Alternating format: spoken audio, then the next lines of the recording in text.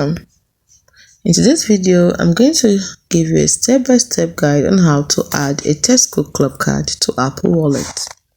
Now, as we can see, since we're adding a Tesco Club card to Apple Wallet, you need to have a Tesco Club card account.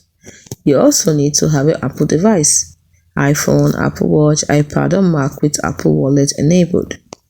Your Apple device needs to be running iOS 11.2 or later. So let's get into the steps properly. Step 1 is to open the Tesco Club app on your device.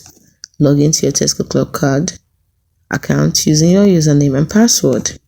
Then you tap on the card tab at the bottom of the screen. Tap on Add to Apple Wallet. You authenticate the transaction using Face ID, Touch ID, or your device's password.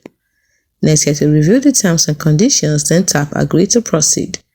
Then wait for the Tesco Club card to be added to your Apple Wallet. Open the Apple Wallet app on your device and verify that your Tesco Club card is listed as a card. It's as simple as